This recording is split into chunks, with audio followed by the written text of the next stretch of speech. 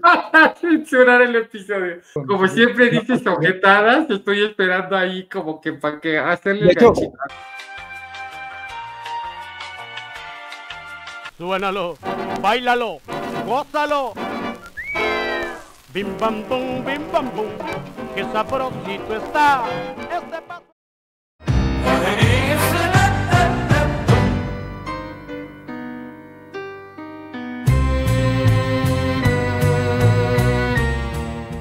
El conocimiento es poder. Una frase que desde los albores del tiempo hasta la actualidad se mantiene vigente. Conocimiento para cultivar plantas, forjar metales, crear materiales nuevos, maquinaria y tecnología que han marcado la historia de la humanidad, casi siempre para bien. Pero, ¿qué pasa con el conocimiento que cae en el terreno oculto y prohibido? El que es capaz de reescribir la historia, de invocar demonios o criaturas de otras dimensiones, de traer riqueza, fama y amor que de otra forma serían inaccesibles.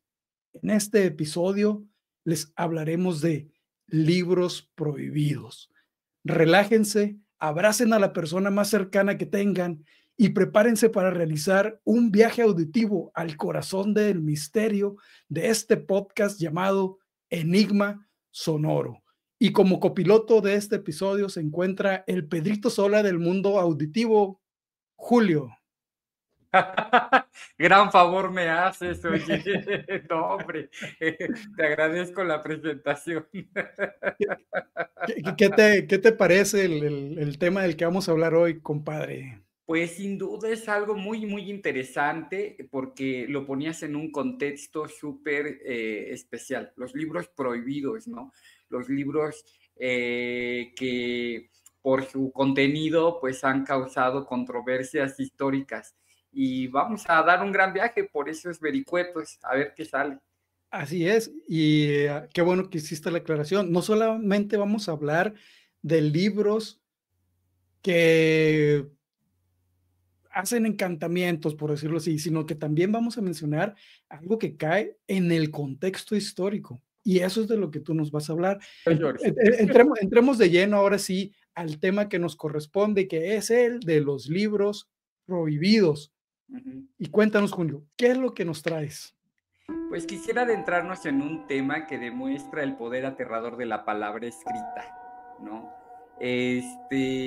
Pues a veces cuando hablamos escuchamos hablar de los libros malditos como objetos que prometen conocimiento prohibido, pero entregan a cambio su locura y destrucción, pues pensamos inmediatamente en el Códice Gigas, en el Necronomicon, pero el libro con el que abrimos este episodio, tiene más bien que ver con una leyenda moderna, pero también es misterioso y peligroso. Es el libro conocido simplemente como Excalibur. Y no, justamente no hablamos de la espada del rey Arturo, sino de un manuscrito de naturaleza también bastante perturbadora, oculta. ¿Y tiene que ver algo con la historia sajona o no? Vamos por ahí. Pues resulta que nuestro autor es nada menos que Ron Hubbard, ¿no? ¿Sí se pronuncia así? Ron Hubbard. Ron Lafayette Hubbard. Hubbard, ajá. Dile Don Lafayette para que no se te olvide. Don Lafayette, de Don Lafayette. ¿Quién se llama Lafayette? Lafayette, ajá. El mismísimo fundador de nada más y nada menos que de la cienciología. A finales de los años 30, la historia es tan increíble como inquietante. En 1938, Howard supuestamente tuvo una experiencia cercana a la muerte, quedando en estado catatónico por varios minutos. La historia es tan increíble como inquietante. En 1938, Lafayette supuestamente tuvo una experiencia cercana a la muerte, quedando en estado catatónico por varios minutos. Tal vez, y solo tal vez, fingía. ¿Tenemos alguna información de cómo llegó a ese estado catatónico o no lo tienes? Del Doña Leti. No, de Don Lafayette. No, pues si no tengo el de Doña Leti, que fue apenas, menos el de Lafayette, que fue en los, Lafayette, que fue en los años 30. Déjame continuar. Al despertar, afirmaba tener las claves fundamentales de la existencia, como quiera que puedas interpretar eso. Un iluminado. El origen del universo y la supervivencia humana, no más para que caches. ¿Y le dejó registro en algún lado? ¿O qué pasó con esas claves? Todo ese conocimiento lo plasmó en su obra Excalibur.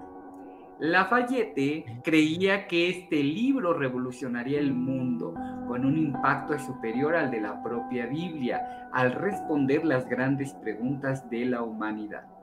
Porque si buscas respuestas en la Biblia, pues no te van a dar ninguna.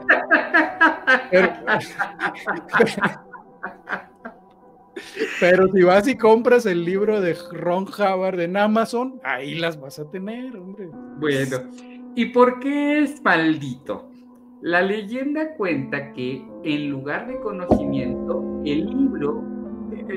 ¡Ay, qué pasó! Dije así como una pinche campana. ¡Ay! Otro episodio maldito. Le pegué sin querer al micrófono. Ay, pero se oyó como campana, como badazo de campana. Y... Es que le pegué con una botella de metal. Ay, con razón. Ahora sí me quedé así como el pinche Piolín. Bueno. Me decías que lo secuestraron los extraterrestres y le dieron las claves de las preguntas. No. Ajá. Dice, ¿y por qué es maldito?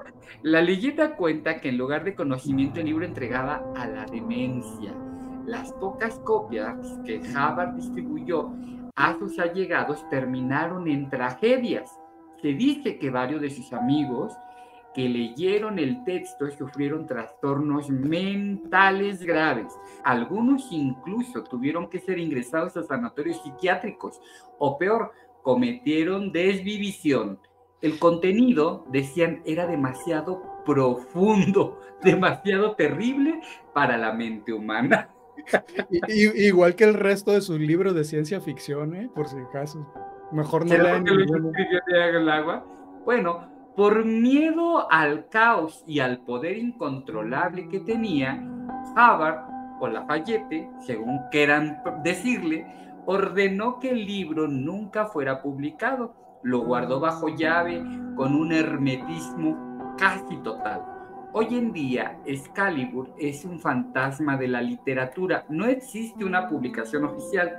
Se rumorea que solo circulan algunas copias, transcripciones parciales entre los miembros más selectos y de mayor rango de la cienciología. Muy seguramente don Tom Cruise ya lo haya leído.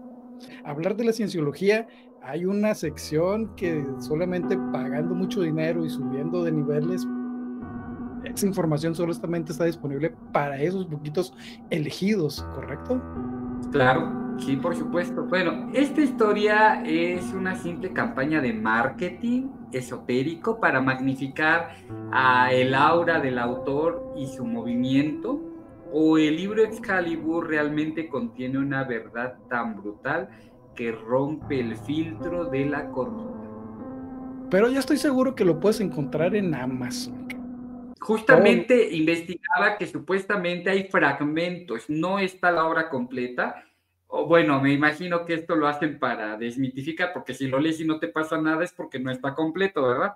Entonces, yo creo que ha de haber ahí una manera de venderte la idea de que en algún lugar de la Tierra ese libro existe y tiene esos efectos. Que por cierto, hay una película de ciencia ficción hecha basada en un libro de Hubbard y protagonizada por John Travolta y Forrest Whitaker. Malísima, cabrón, pero estoy tratando de acordarme cómo se llama esa película. Solo tú intentas recordar un libro con una historia malísima, entonces ¿para qué no lo traes? Sí, pero no sé, creo que es Battlestar Galactica, no recuerdo. Pero dame 2 segundos y aquí, Forrest Whitaker. Ok, bueno. Ajá.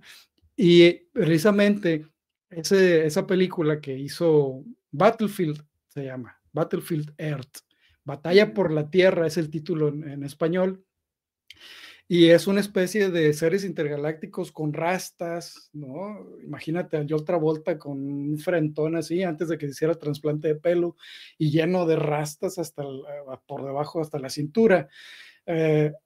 Basado en el guión todo en las creencias de Ron L. Hubbard, de la Mm. cienciología. Terrible película que ni siquiera entró al top 10 de las películas divertidas por malas, no, ni siquiera eso. Algo más acerca de Excalibur, ¿lo puedo encontrar, me dices, en Amazon o no? Sí, sí, de hecho circulan algunas versiones que según lo que se dice son referidos, es decir, ya terceras o digamos, venidas ya de una tradición oral de gente que ha contado el contenido del libro, pero no propiamente el libro. Se dice que el libro está guardado y bajo secreto para una élite perteneciente a la cienciología. Puro chismes. No lo sabemos. Pero bueno, démosle el beneficio de la duda. Claro. Yo te traigo, si escucharon nuestro pequeño sketch, muchos fanáticos del terror y del horror cósmico habrán identificado algunas de las referencias con las que hicimos esta pequeña introducción al episodio. Y esa referencia es debida al maestro por excelencia del horror cósmico, Howard Philip Lovecraft, y el libro maldito más famoso en toda su mitología, el famoso Necronomicon, también llamado el Al-Asif. Este es un grimorio puramente ficticio, o tal vez no, que fue creado por este autor, o al menos documentado en su muy pintoresco estilo, dando referencias históricas de lugares aparentemente reales para dar todo este contexto y que le diera más veracidad dentro de toda su mitología. Mucha gente piensa que no era una creación mitológica, sino que realmente tenía un conocimiento de estos temas prohibidos y los plasmó en sus obras para dar a conocer sin temer las repercusiones que pudiera crear.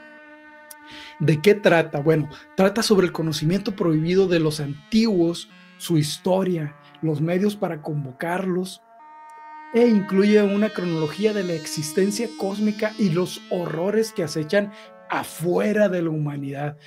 Porque una de las características del horror cósmico es de que la humanidad, al contrario de nuestra percepción, es que somos insignificantes en todo este mecanismo de seres interdimensionales y del tamaño planetario, etcétera, ¿no?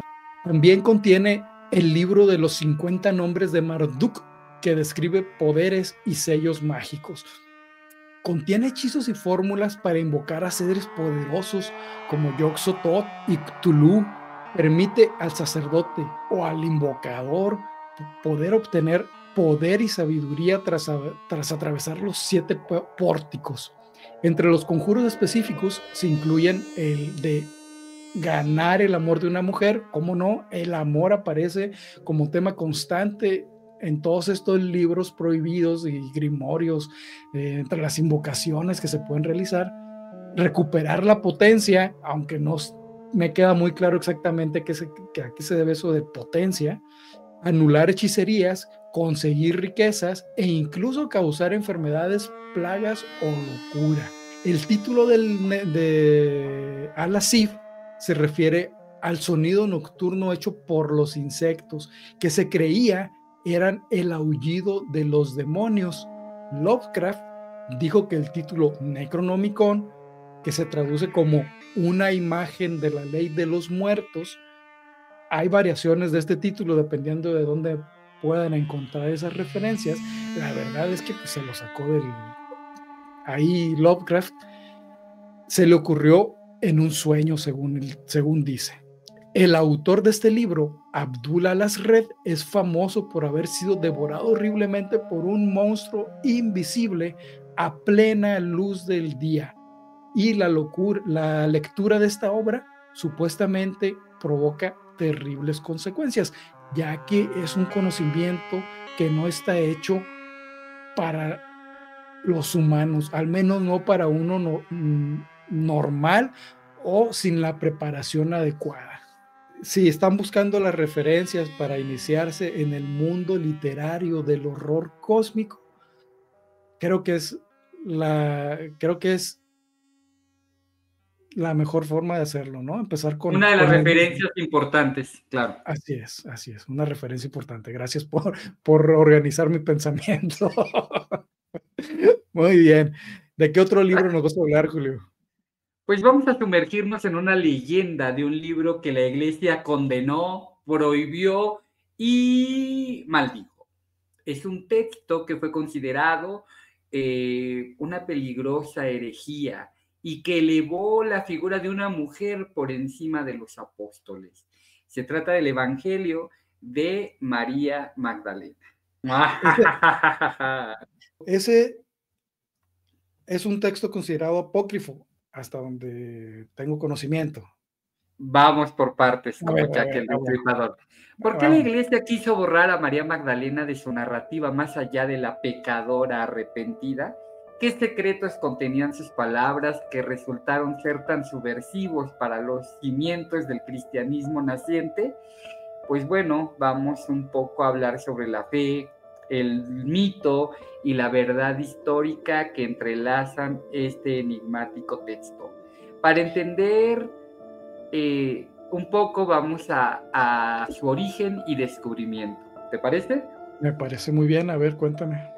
Bueno, lo primero que hay que conocer, el texto, el Evangelio de María Magdalena es uno de los llamados evangelios apócrifos, es decir, textos sobre la vida de Jesús y los primeros cristianos que no fueron incluidos en el canon del Nuevo Testamento.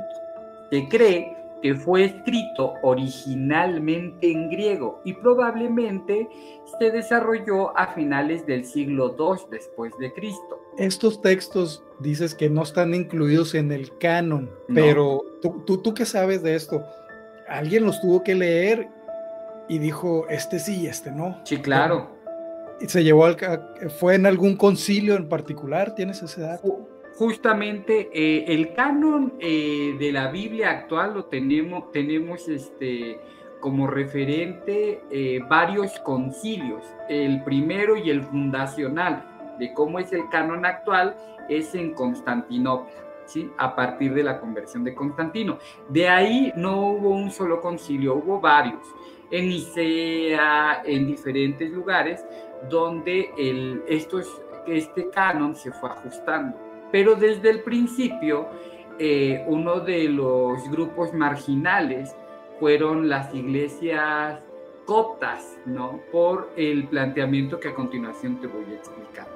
Dice, se piensa que este texto que fue escrito presuntamente en el siglo II, pues se perdió, hasta que a finales del siglo XIX, un fragmento en copto, que era una lengua egipcia, fue descubierto cerca de la ciudad de Ankenim, en Egipto, ¿sí? Años después, otros fragmentos aparecieron en otras ciudades y de repente, pues ahí empezamos a tener ya una voz silenciada, que era la de María Magdalena. Pero, ¿quién es María Magdalena en este evangelio? Hay que aclararlo. La iglesia durante siglos la había amalgamado con la pecadora anónima que viene en el Evangelio de Lucas y la adúltera que Jesús salvó de la lapidación. El Papa Gregorio I en el año 591 selló esta imagen. María Magdalena era la prostituta redimida, una figura perfecta para ilustrar el poder del perdón, ¿no? Esto elevado a una homilía, pues se hizo oficial, y a partir de ahí conocimos la historia de María Magdalena como la de esta mujer prostituta que Jesús perdonó, ¿no? Sin embargo, el evangelio que lleva su nombre nos presenta una imagen radicalmente diferente.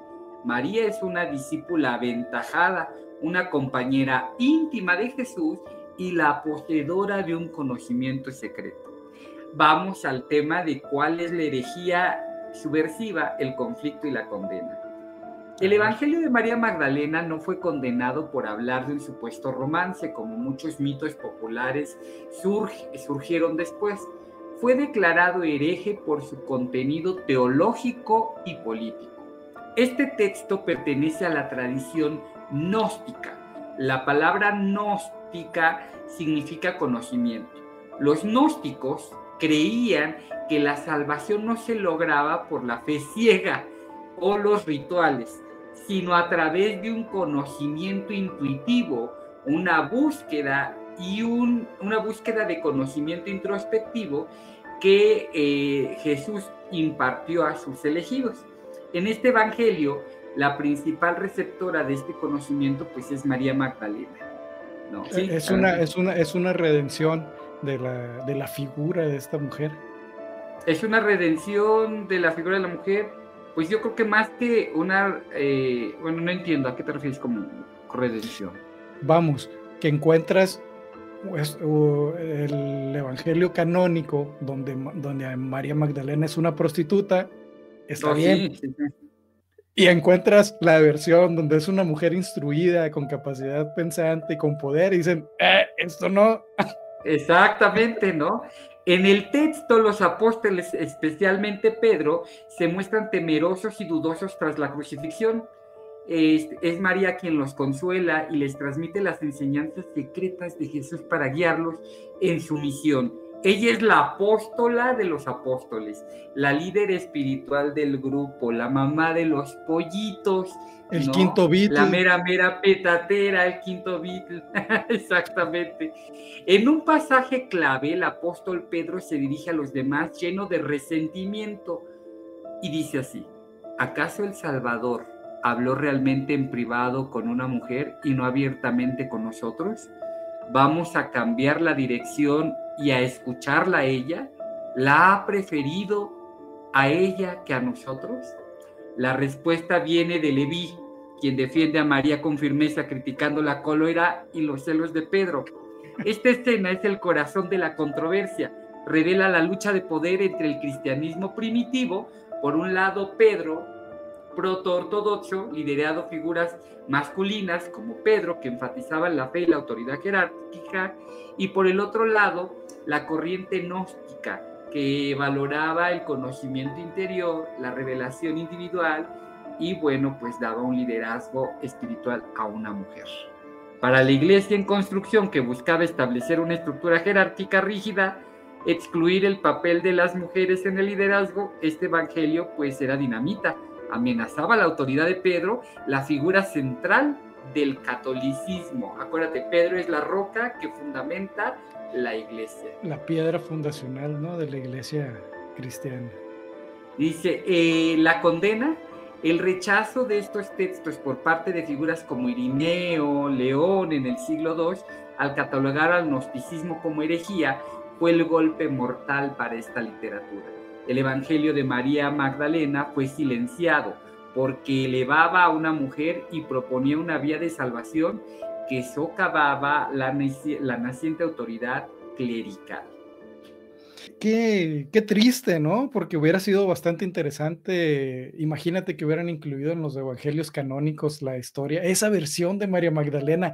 Probablemente las mujeres habrían tenido un rol mucho más importante en la iglesia actual, y cómo hubiera cambiado eso, cómo se hubiera adaptado la sociedad a esas reglas donde la mujer sí cuenta. A lo mejor hubiéramos tenido un papa mujer. Claro, por supuesto, imagínate, la cosmovisión que tenemos en la actualidad sería totalmente diferente. Y hay una pregunta, dice, ¿cuál es la verdad histórica de María Magdalena y de este evangelio? Vamos. Históricamente sabemos que María Magdalena fue una de las seguidoras más fieles de Jesús. Los evangelios canónicos la mencionan con frecuencia, indicando que de ella habían salido 7 demonios, posiblemente una metáfora de una enfermedad grave o algún tipo de opresión, no necesariamente de un pecado sexual. Lo más importante, los 4 evangelios la designan como la primera testigo de la resurrección y la encargada de llevar la noticia a los apóstoles. Esto es un hecho histórico y teológico de enorme trascendencia, ¿verdad? El Evangelio de María Magdalena, si bien es un registro periodístico, no es un registro periodístico, perdón, sí es una ventana histórica al cristianismo del siglo II. Nos muestra que existieron comunidades cristianas donde María Magdalena era venerada como una autoridad, una maestra, y nos revela que el cristianismo primitivo no era un bloque monolítico, sino un campo de batalla de ideas con visiones muy diferentes sobre Jesús, la salvación y la vida. Te suena como que 12 hombres siguiendo a un tercero, suena como un poquito homoerótico, diría yo. Pero bien, justamente. Esta es mi percepción y ya saben que mi percepción no siempre es la correcta. Bueno, pues esto nos sirve para que la próxima vez que escuchen hablar de la Magdalena, recuerden que hay 2 Marías, la pecadora que nos enseñaron y la apóstola de los apóstoles. Muy bien. Oye, y como adendum, yo quisiera añadir, con respecto a María Magdalena, surgieron muchas hipótesis de la conspiración, porque no les voy a llamar teorías, muchas hipótesis de la conspiración que se hicieron muy famosas, incluso llegaron a hacer libros y películas, incluyendo a Dan Brown, que fue el más famoso, pero no fue el primero ni el único. Exacto. Derivados del libro del ¿cómo se llama? Del Código Da Vinci. Sí, pero antes de eso, el que se pirateó el Código Da Vinci. Del Santo Grial, ¿no? El Santo Grial, creo que se llama. Ajá, Santo Grial. Donde se hacía alusión a que María Magdalena había tenido descendencia con Jesucristo y que el Santo Grial no era un objeto, sino era la descendencia, porque era la sangre real. Así es. ¿No? Bueno, están interesantes, están palomeras las hipótesis, pero no tienen ningún sustento desde hasta donde yo lo sé. No, fíjate, sí, para finalizar, bueno, María Magdalena es el mito de la Venus desde la visión judeocristiana, ¿no? Entonces, realmente hay muchas connotaciones que son sumamente interesantes alrededor de la figura de María Magdalena. Yo te traigo a continuación el famoso libro de Zoiga, también llamado Aldaraya. Este es un tratado de magia escrito en latín del siglo XVI. Se cree que fue escrito por el místico e inventor inglés John Dee. John Dee también fue el astrólogo, fue como el consejero personal de la reina Isabel I. Ahora, se cree que fue escrito por John Dee. Sin embargo, hay algunos que dicen que John Dee no lo escribió, sino que solamente trató de descifrarlo. John Dee si John Dee lo hubiera escrito, pues habría sabido todo lo que decía del manuscrito. Sin embargo, no fue así. Se volvió medio loco ahí tratando de descifrar algunas partes, ya que contiene una serie de tablas que más adelante te lo voy a comentar, que nunca fue capaz de descifrarlas. El manuscrito se creyó perdido tras la muerte de John Dee, y esta parte sí es real. Se localizaron 2 copias, una en la Biblioteca Británica y otra en la Biblioteca Bodleiana en 1994. Se creía que este libro era una leyenda, que la mayoría de las cosas que decían pues se las habían inventado, que John Dee estaba loco, que ya sabes, que entraba... Teoría de la conspiración. Así es, y que entraba dentro de los manuscritos, ¿no? Del mundo mágico, pero se localizaron en unas bibliotecas. Imagínate, después del siglo XVI hasta 1994, ¿cuánto tiempo llevaba abandonado ese maldito manuscrito ahí en las bibliotecas? El libro contiene una descripción detallada de los ángeles y sus jerarquías, hechizos mágicos, conjuros de protección y reflexiones sobre la naturaleza del universo. Se articula en varias secciones, incluyendo Liber Aldaraya, Liber Radiorum y Liber Decimum Septimus. Su contenido se centra en la magia ceremonial, astrología y alquimia. Se pueden lograr hechizos y conjuros utilizados para diversos propósitos, como la protección, la curación y la búsqueda de la iluminación espiritual. La parte más famosa del libro contiene las 36 tablas mágicas o cuadrados de letras que fascinaron a John Dee. Sin embargo, como te comentaba anteriormente, nunca fue capaz de descifrarlas y se utiliza para comunicarse con el mundo sobrenatural. Es el famoso alfabeto angelical. Y escucha, porque esta parte me pareció particularmente interesante. Es un sistema de escritura supuestamente utilizado para comunicarte con los ángeles. El nombre de Zoiga es posiblemente la palabra griega agios, que significa santo, escrita al revés, revelando la práctica del autor de oscurecer los textos cifrados. Es considerado una joya en el estudio de la magia renacentista. Ni siquiera los expertos en criptografía han sido capaces de descifrar este alfabeto, y la leyenda dice que su propósito es establecer contacto con entidades extradimensionales. Algunos dicen que estas entidades son los ángeles, abriendo un portal no físico, sino mental, y que está hecho solo para ser leído por los ángeles. Por eso la incapacidad de los humanos para poder descifrar lo que dicen, ¿no? Y dicen que se han encontrado los patrones correspondientes a un lenguaje. Sin embargo, al igual que con otros manuscritos como el de Voynich, que también es uno interesante, no tenemos ni idea de qué significan, de cómo se traducen estos patrones al lenguaje, a algún lenguaje conocido. Y ese es el problema, es que expertos en filología no le encuentran sentido como estructura lingüística, ¿no? Que brinca, pues, ese es el gran enigma.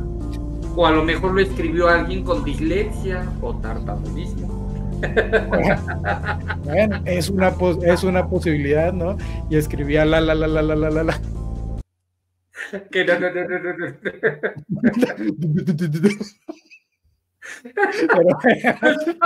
Censurar el episodio. Ok, bueno. Pero bueno, ese es uno de los libros que les traigo. Y cuéntanos, a ver, ¿qué otro nos traes tú? Pues fíjate que esta noche abrimos las páginas de otro libro muy interesante que también fue silenciado y condenado porque reescribe una historia que nos han contado mucho. Pues imagínate, una historia vendida en todos los países, en todo el mundo, cuando de repente sale nuevamente otra versión, pues esto causa conflicto a un poder. Y se trata nada más y nada menos que de un manuscrito que para muchos es la herejía por excelencia. Para otros es la clave de un secreto divino. ¿Por qué la iglesia lo declaró un anatema? ¿Qué verdad fascinante se esconde tras el beso de Judas Iscariote? La historia que todos conocemos es simple y brutal. Judas, el apóstol codicioso que vendió a Jesús por 30 monedas de plata. Un traidor consumido por la avaricia que terminó ahorcándose. El arquetipo del villano condenado a la infamia eterna, ¿no? Pero en el siglo II, también parecido al texto anterior, surge una voz discordante. Los primeros padres de la iglesia, como Irineo de León, ya alertaban sobre un escrito subversivo, el Evangelio de Judas. Lo citaban para condenarlo. Sin embargo, el texto en sí estuvo perdido, un espectro durante más de 16 siglos, ¿sabes? Su reaparición es casi tan mítica como su contenido. Hallado de forma clandestina en Egipto, un frágil códice en papiro escrito en copto también, emergió a finales del siglo XX. El carbono 14 lo data alrededor del siglo 3 o 4. Una copia de un original en griego que se cree que era más antiguo. Pero ¿cuál es la herejía que este texto tiene? Bueno, aquí llega el gran enigma. El texto no condena a Judas, lo eleva. Este evangelio pertenece a una corriente también ligada al gnosticismo que de alguna manera plantea que la salvación pues no viene de la fe, sino de las obras, de un conocimiento secreto, una revelación que pocos pueden comprender, pero que viene del estudio y del conocimiento. Ello, en principio, amenaza una estructura que te dice cree y no cuestiones, ¿verdad? Porque los gnósticos están justamente en el sentido contrario. Conoce, aprende, discierne, ten pensamiento crítico, y ese conocimiento es luz, y esa luz es Dios, ¿no? Es un planteamiento totalmente diferente. Bueno, el Evangelio de Judas lo que narra es que Jesús no la lleva tan bien con el resto de los 11 apóstoles, porque su fe es ciega y hay una falta de comprensión entre el resto de sus hermanos.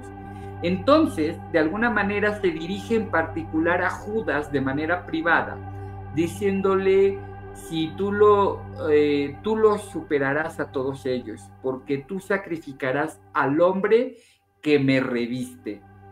En esta visión, el cuerpo físico de Jesús no es propiamente Jesús, sino es un revestimiento, una prisión de carne. Y para que su espíritu y su divinidad sean verdaderamente liberadas, pues el Cristo necesita ascender, necesita morir. Y para que eso se pudiera cumplir, pues necesita alguien que haga el trabajo sucio. Entonces, en este texto encontramos que Jesús tiene un acuerdo con Judas. Jesús pacta la consigna de que Judas lo entregue, y Judas no es ningún traidor, sino el hacedor y el cumplidor de la voluntad de Jesús, para que sea como tendría que haberse dado el hecho. Wow, me parece súper interesantísimo ese nuevo abordaje de la figura de Judas, al igual que lo fue el de María Magdalena. Y me parece también en la misma medida extraño, porque me dices que critica la fe ciega cuando la institución por excelencia es un requisito, la fe ciega. En ese evangelio lo critica.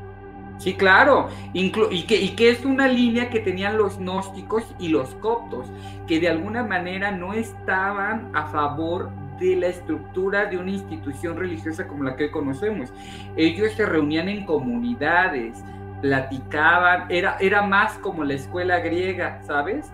Y fueron perseguidos, y justamente por estas prácticas fueron desterrados. ¿Por qué?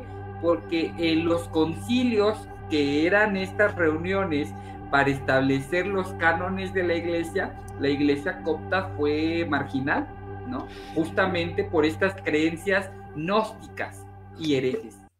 Pues no me extraña que haya sido catalogado de apócrifo y de maldito, porque imagínate que los discípulos del padre Maciel, cuando él les decía, sácame los demonios, y ellos le hubieran dicho, a ver, espérese, tengo mis dudas, ¿no? Ah, claro, sí, por supuesto. Otra hubiera sido la historia. Incluso, por ejemplo, y se me pasó hace rato, en el Evangelio de Magdalena hay una frase que me pareció reveladora, cuando ella tiene un diálogo en ese Evangelio con Jesús, y dice que la enseñanza que hereda de él es que solo el conocimiento nos acerca a Dios, ¿no? Entonces, me parece así casi paradigmático que haya un texto que hable del conocimiento como la luz que te va a acercar a Dios, cuando la institución religiosa nos ha metido a punta de chingadazos históricamente que tú no tienes que conocer, tú crees y no cuestiones, ¿no? Porque el Evangelio de Judas, por su naturaleza gnóstica, acaba directamente estos fundamentos. Primero, al despreciar el cuerpo físico de Jesús como una envoltura, minaba la idea de la encarnación y la resurrección. Segundo, al sugerir que el conocimiento secreto, la gnosis, era más importante que la fe y los sacramentos administrados por la Iglesia, que veía cuestionada, pues ahí veía cuestionado su poder. La Iglesia, que construía su doctrina sobre un Judas villano y un Jesús completamente humano y divino, no podía permitir la difusión de un texto que lo presentaba como un conspirador que necesitaba ser entregado. Si Judas era un héroe, ¿qué era la Iglesia? ¿Qué era lo que la Iglesia entonces condenaba, no? La respuesta fue contundente: declarar el texto una falsedad, una herejía, y bueno, condenarlo al olvido. Los gnósticos eran disidentes dentro de la Iglesia y por eso debían de ser erradicados para proteger pues su verdad oficial. Desde el punto de vista de la historia, la mayoría de los expertos coinciden que el Evangelio de Judas no aporta datos fidedignos sobre el Jesús histórico. Es un texto teológico, una protesta gnóstica contra el cristianismo ortodoxo que se estaba formando. Su valor reside en que nos muestra las intensas luchas internas que existían en el cristianismo primitivo, pero bueno, pues creo que también viene a revolucionar el pensamiento que teníamos de esa gran historia. Y si el villano de la historia cristiana fue en realidad el más incomprendido, ¿no? Mi conclusión es de que los gnósticos eran los hippies del mundo cristiano antiguo. Seguramente sí. Sí hay historias verdaderamente interesantes alrededor de ellos. Sí. Yo te traigo a continuación el llamado Manual de Múnich o de Magia Demoníaca. Y lo que puedo decir después de haber investigado sobre este libro es: ¿para qué andarle pidiendo a los santitos si le puedes llamar al mero mero? Y ahorita te explico por qué. El Manual de Múnich es un grimorio manuscrito medieval que data aproximadamente del siglo XV y su título original en latín es Liber Incantationum Exorcisorum et Fascinationum Variarum. Y si no saben latín, les explico cuál es la traducción. Un libro de hechizos, exorcismos y fascinaciones varias.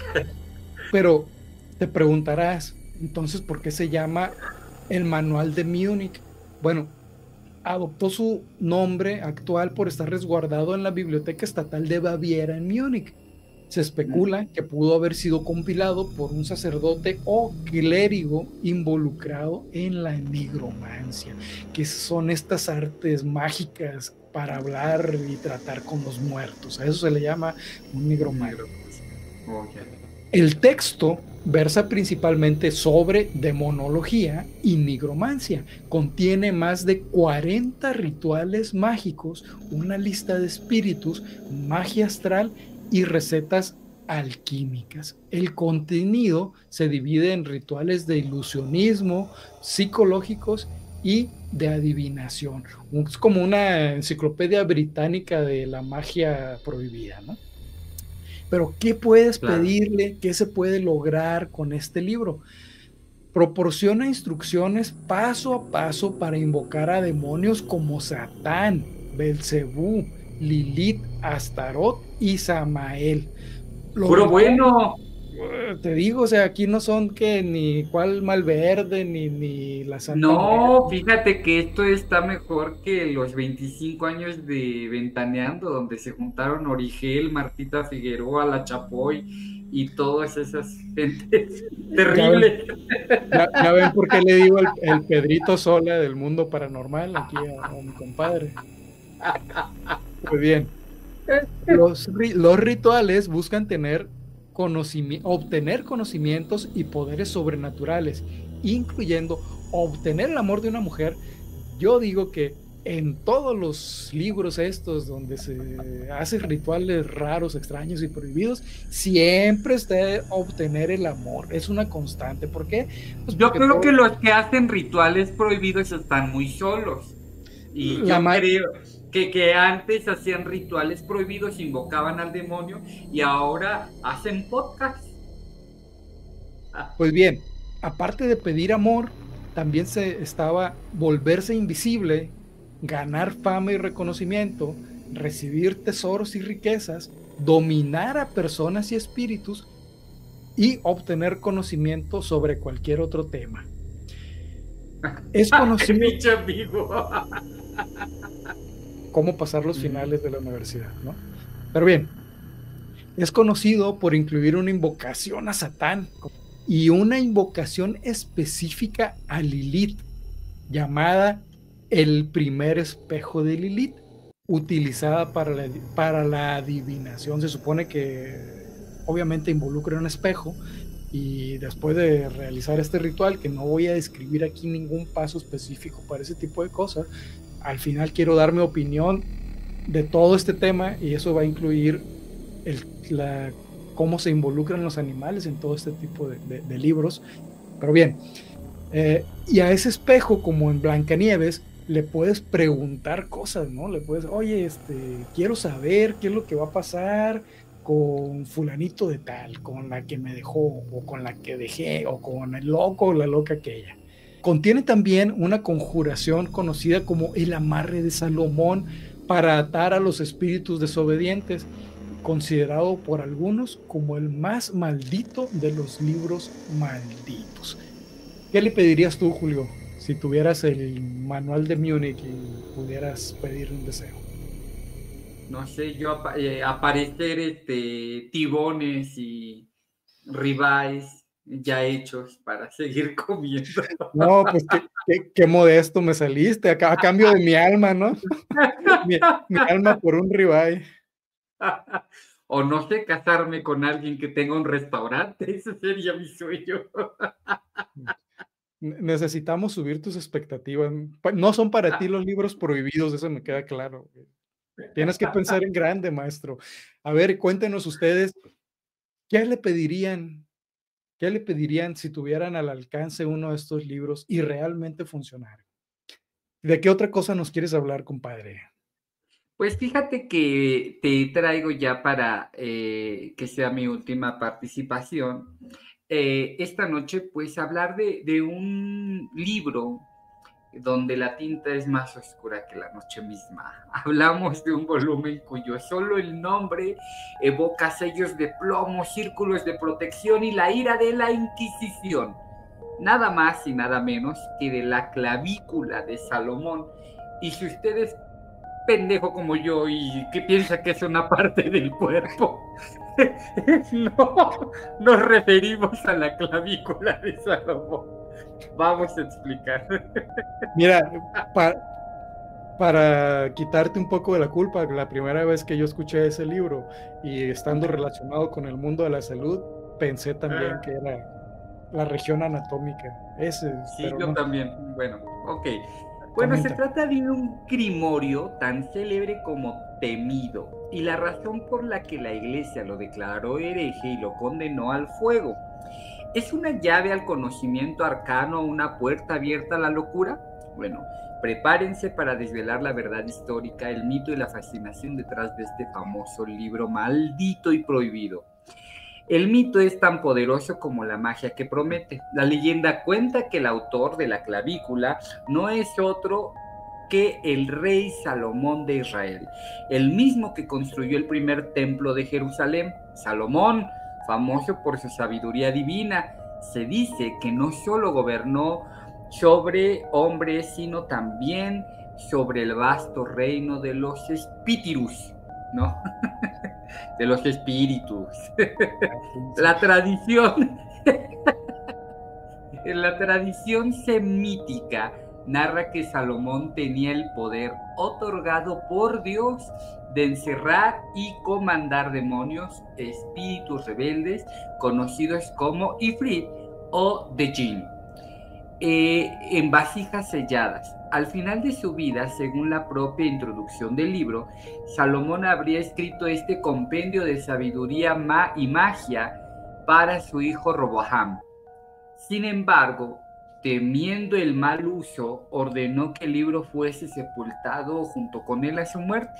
El grimorio, una vez desenterrado milagrosamente siglos después, contendría la clave o clavícula para repetir sus hazañas, como realizar conjuros, fabricar amuletos, protectores, llamados pentáculos, o los más escandaloso para la época, la manera de invocar, controlar y obligar a los demonios a cumplir la voluntad del mago. Si me queda claro, es que Salomón es la máxima expresión de esa frase que le encanta a los autócratas, ¿no? De el fin justifica los medios. De alguna manera, sí, tendría que controlarlo y pactar. Es el primero que pacta con los malos, así que no es nuevo, ¿eh? No nos sorprenden pinches políticos. Ese bueno. Salomón era un loquillo. Sí. Pero, ¿quién escribió realmente este testamento de Salomón? La verdad histórica nos aleja, del esplendor bíblico y nos sitúa en un contexto mucho más cercano y fascinante. El Renacimiento italiano, probablemente entre los siglos XIV y XV. La clavícula de Salomón es un ejemplo canónico de grimorio, un manual de magia ritual que, aunque su autoría es anónima, el hecho es que se atribuye al rey Salomón, una figura respetada tanto por judíos como por cristianos como por musulmanes. Le daba marketing, le daba una autoridad y un misterio inigualables. Era una práctica común en la época conocida como pseudoepigrafía, ¿no? Escribir textos y atribuirlos a figuras relevantes del mundo e históricas, para pues darle un peso a los textos de mayor polémica. El libro no es un texto unificado, de hecho existen dos grandes obras que a menudo se confunden y se complementan: la clave mayor de Salomón, la clavícula Salomonis, la claviculota, la clavícula. Son horribles. Enfocada a la invocación de ángeles y espíritus buenos y a la creación de poderosos talismanes protectores. Y la llave menor de Salomón, Lemeyenton, famosa por su primera sección, la Ars Goetia, que describía a detalle a los 72 demonios que Salomón supuestamente controló, incluyendo sus rangos, sellos, invocaciones y los poderes que le conceden. En esta magia ceremonial, la pretensión de someter a las fuerzas del infierno mediante rituales, la que lo convirtió pues en un objetivo, ¿no? Aquí llegamos al núcleo de la controversia. ¿Por qué el libro de un sabio bíblico se convirtió en un texto hereje y condenado? La Iglesia Católica, especialmente a través de la Santa Inquisición, no condenó a Salomón, sino la magia ritual que el libro enseñaba. La cosmovisión medieval y renacentista cristiana, el único poder legítimo y milagroso procedía directamente de Dios. Intentar contactar, invocar o forzar la voluntad de un espíritu, y más aún de un demonio, sin la autoridad de la Iglesia, era un acto de suprema herejía y nigromancia. El problema de la clavícula radicaba en que daba a cualquier individuo las herramientas, el conocimiento, los sellos y las palabras para burlar la autoridad divina. Los rituales prometían poder, riqueza, amor y conocimiento sin necesidad de la intervención sacerdotal ni de ningún dios. Pactar o controlar demonios, el contacto directo con los demonios, incluso para controlarlos, pues era visto como una traición, ¿no? Y un camino directo a la condenación eterna. No había diferencia práctica entre el mago que controlaba un demonio, el brujo que hacía un pacto con él, pues ambos eran condenados. Y la Iglesia buscó el incauto y la quema de las copias de la clavícula por toda Europa, pero paradójicamente esta persecución solo sirvió para incrementar su misticismo y su fama de ese libro maldito. Cada ejemplar destruido se convertía en un testimonio de su poder prohibitivo. Y bueno, la clavícula de Salomón sigue editándose.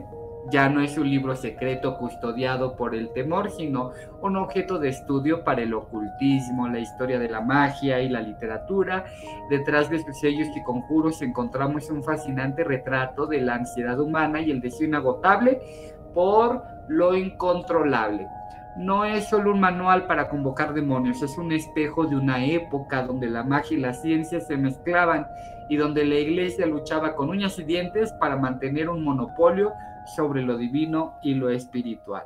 El verdadero enigma sonoro de la clavícula no es si sus conjuros funcionan, sino por qué, a pesar de siglos de condena, el eco de su promesa sigue resonando tan fuerte en la actualidad. Bueno, mi conclusión del rey Salomón es de que en la actualidad sería irremediablemente cancelado. Es un nepo baby de Dios, no enfrenta las consecuencias porque se condenan sus obras, pero no se le condena a él. Y es un machirulo que exuda una masculinidad, bueno, exuda masculinidad tóxica, ¿no? Porque no me vas a decir, tenía un montón de mujeres, tuvo sus amoríos con la reina de Saba, hacía uso del crimen organizado paranormal, ¿no? De los demonios y todo para obtener beneficios propios, y aún así se le considera una de las figuras más poderosas en la mitología cristiana. ¿Estás de acuerdo? Y dicen que a la reina de Saba la veía cada 28 días. Vamos a continuar con esto de los libros malditos y las invocaciones. Y el siguiente libro que yo te traigo es el llamado Gran Grimorio o El Dragón Rojo. Y este es un grimorio de magia negra datado aproximadamente del siglo XVIII, aunque existen ediciones que lo fechan en los años 1421, 1521 y 1522.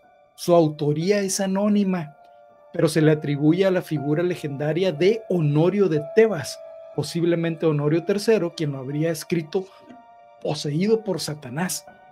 Es conocido también como el Dragón Rojo, porque pues le da un poquito más de misterio. ¿De qué trata este grimorio, este libro del Dragón Rojo? Es descrito como un manual de magia negra que se enfoca en invocaciones demoníacas y la realización de pactos infernales. Está dividido en secciones que detallan las instrucciones para convocar a demonios y, a diferencia de otros grimorios, es un texto práctico que se centra en la transacción de poder y riqueza. O sea que aquí nos vamos a dejar de tonterías y vamos directo, ¿no? Quiero poder y quiero riqueza, y seguramente también otro tipo de cosas. Amor no puede faltar. El objetivo principal es invocar a Lucifugo Rofocale, que dicen que que es como el ministro de Hacienda del inframundo, es el tesorero del infierno, y su nombre significa Lucifugo, supuestamente significa el que huye de la luz, primer ministro del infierno, ¿no?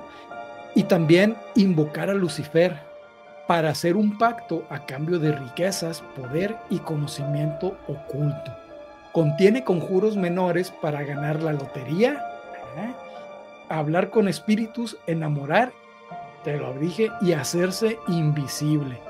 Incluye el ritual del espejo del Salomón para la adivinación y para conocer todas las cosas ocultas. A Lucifugo Rofocale se lo representa como un ser con patas de cabra, cuernos en la cabeza y cola de serpiente, sosteniendo 1 o 2 aros.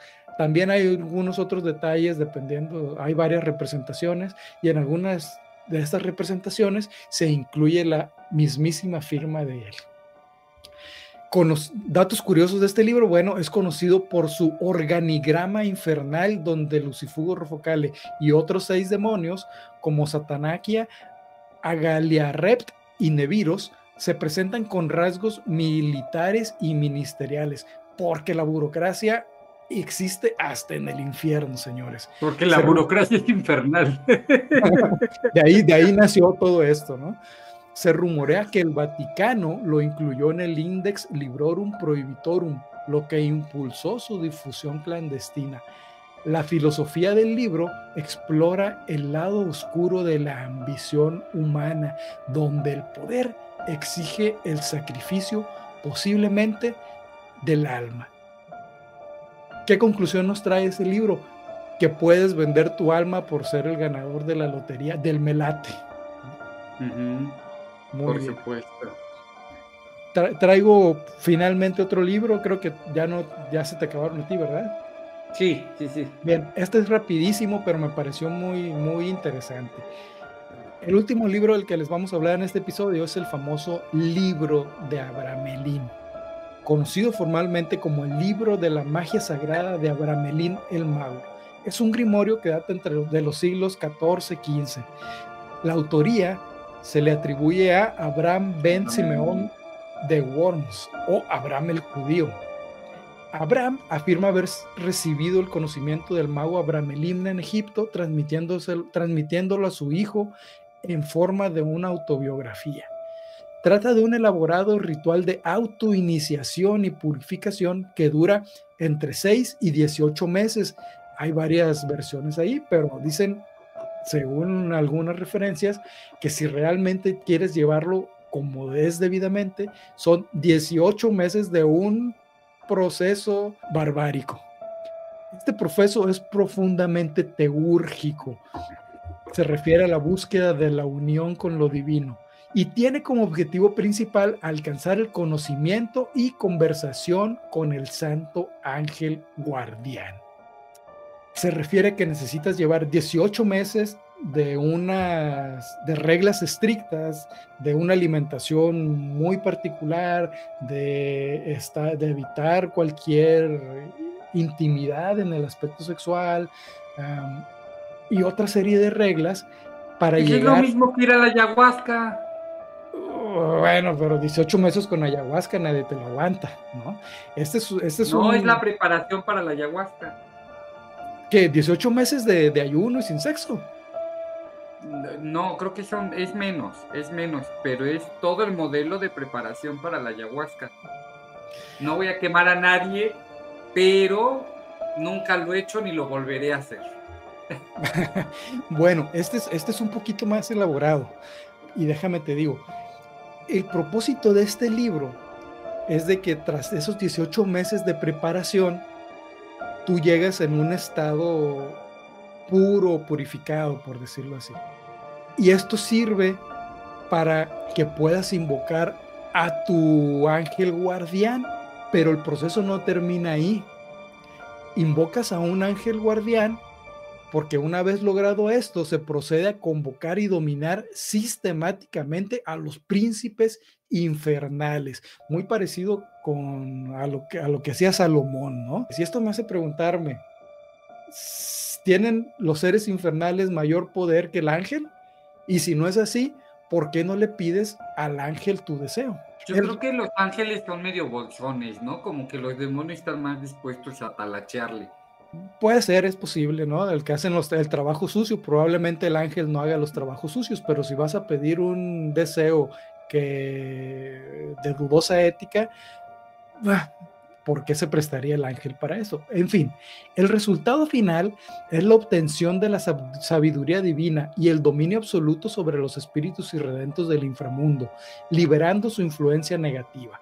El libro incluye una gran cantidad de cuadrados mágicos que, tras completar el ritual, se utilizan para lograr maravillas. Con estos cuadrados se pueden conseguir riquezas, curar enfermedades, hacer aparecer espíritus, crear visiones, hacer que un muerto camine por 7 años.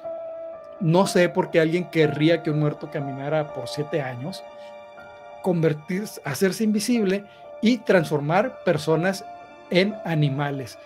Esto me lleva a la conclusión de que efectivamente el libro de Abramelín sí funciona.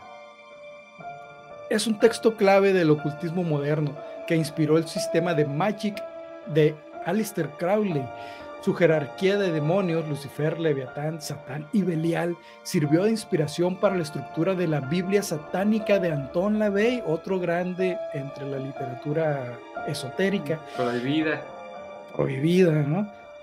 Y Abraham de Worms, el autor, advierte que la mayoría de los libros mágicos son fraudulentos, pero este no, y llenos de mentiras, y que solo aquellos iluminados pueden diferenciar lo real de los trucos del diablo. Como adendum a este último libro, quiero hacer mención de una película que vi hace poco, que se llama A Dark Song, que trata de una mujer que lleva a cabo el ritual del libro de Abramelín, ¿no? Está muy interesante porque hay muchos detalles que describen durante esta película, y en algunos ambientes dicen que es una película iniciática hasta este ambiente esotérico. Está entretenida, si es que te gusta el terror, no vas a ver gran cantidad de gore, pero bueno, creo yo que es una película pasable. ¿Qué te pareció nuestro episodio de hoy, Julio? Quisiera que me dieras tus conclusiones, yo ya tengo las mías. Pues a mí me parece fascinante que a partir ya sea de que quieras conquistar al amor de tu vida con un conjuro mágico, poner a chambear a Satanás o conocer las verdades ocultas de la iglesia, pues tomes este episodio como un buen pretexto para buscar un libro. Y creo que la magia se ha hecho si logramos el día de hoy que alguien se vaya a la búsqueda de estos textos. Y bueno, a mí en la parte primera del episodio hablábamos de cómo la palabra es muy importante. No tengo dudas de que la palabra no solamente crea pensamientos, a partir de la palabra se construyeron las civilizaciones, ¿no? Es lo que nos distingue del animal común y corriente. Entonces creo que la palabra tiene una importancia fundacional en la manera en la que pensamos, en la que construimos y todo. Y cuando hablamos de palabras prohibidas, de libros prohibidos, pues evidentemente hablamos de un sistema de poder que ha prevalecido a lo largo de la historia. Y meternos en estos recovecos de diferentes momentos a partir del esoterismo o de la religión, me parece muy interesante justamente para hablar de un tema que creo que delinea muy bien lo que hemos platicado este episodio, que es justamente la intención del humano por erigirse como el poderoso, ¿no? O de algunos humanos como poderosos, ¿no? Y todo lo que hacen para controlar, mover y hacer en nombre de su voluntad. Yo intentaré ser un poco más categórico. Les recuerdo que este es un podcast de entretenimiento. No se crean todo lo que decimos. Está bien. Por favor, recuerden que no, yo en lo particular, salvo por su importancia histórica, manifiesto y reitero mi desprecio a muchos de estos libros, sobre todo a los que llevan rituales y encantamientos, porque encontré una constante que me perturbó demasiado. No mencionamos muchos libros, por ejemplo, el famoso libro de San Cipriano y otras cosas, donde se detalla a conciencia. Yo creo que le podrían cambiar el título del libro de San Cipriano a 1001 formas de torturar y lastimar a un gato, ¿no? Un gato negro. Porque muchos de estos rituales, encantamientos, hacían descripciones terroríficas, y no me preocupa el libro, sino que hay gente que realmente cree que este tipo de cosas funciona y realiza este tipo de cosas. Si se han preguntado por qué desaparecen tantos gatitos negros en Halloween, ¿no? Pues ya sabrán, hay gente que realmente lo cree, y condeno definitivamente este tipo de prácticas, sobre todo el de lastimar animalitos. No se los crean, por favor. Ya, eso es lo que quiero. Pues bueno, gracias. Pues si ha llegado hasta acá en este episodio de Enigma Sonoro, les damos las gracias por acompañarnos, como siempre. Los invitamos a que enigmatice a sus compañeros, a sus compadres, a su comadre, a su tía, a su esposa, a su novia, a todas al mismo tiempo para que se suscriban a nuestras redes sociales. Es muy importante el suscribirse, el darle like, el dejarnos un comentario bonito, terrible, no importa, lo que cuentan son las vistas y que el algoritmo nos mueva. Entonces, enigmatice a otro y suscríbalo a Wilson, dígale, préstame tu teléfono y suscríbalo a fuerza para que nos descubra a través de nuestras redes ya conocidas en Spotify, en YouTube y en todos lados, ¿vale?